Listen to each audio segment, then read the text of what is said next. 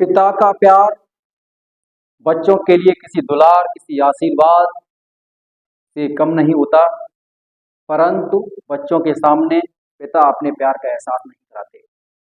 माँ जबकि अपने बच्चों को हर क्षण उनके सबसे करीब होने का एहसास कराती रहती है, जबकि पिता ऐसा बिल्कुल नहीं करता। आओ एक कहानी के माध्यम से सीखते हैं, जानते हैं पिता के प्रेम क्या है। एक जाना माना पहलवान लट्टन पहलवान होता है। वह जहाँ भी कुश्ती करने जाता है, हर जगह से जीत के आता है। आज लट्टन पहलवान का नाम अपने गांव में ही नहीं, अपने क्षेत्र में नहीं, बल्कि दूर दूर तक फैलने लगा कि लट्टन पहलवान जैसा कोई कोई इस क्षेत्र में, बल्कि इस पूरे प्रदेश में ऐसा कोई दूसरा पहलवान नहीं।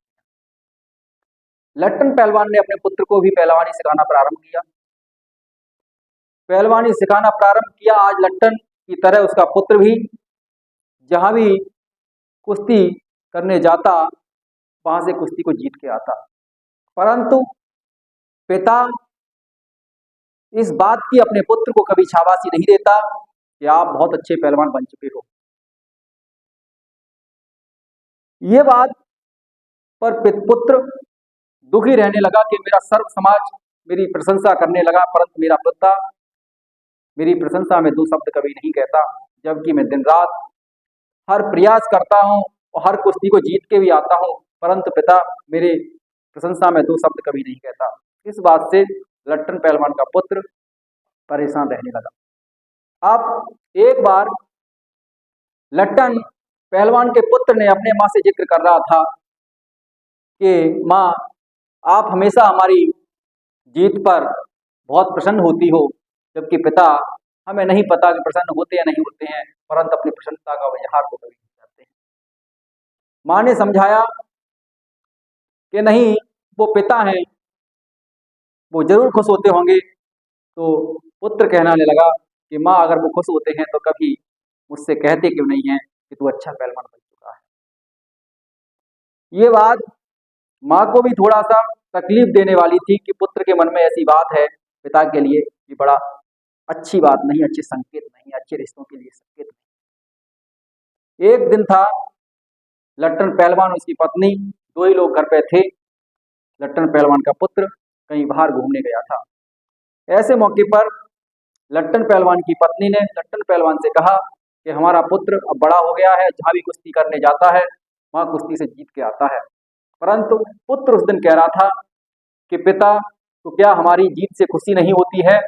वो कभी हमारी जीत पर हमारी प्रशंसा में कभी दो शब्द नहीं कहते हैं, मुझे बड़ा तकलीफ होती है।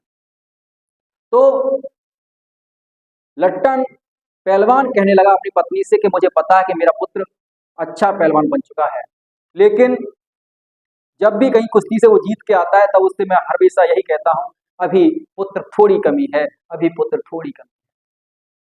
मैं मानता हूं, मैं इस बात का जिक्र उससे करता हूं, उसे तकलीफ होती होगी, लेकिन इन शब्दों के पीछे जरूर मेरा कोई मकसद होता है कि ताकि मेरा पहलवान और अच्छी से मेहनत कर सके।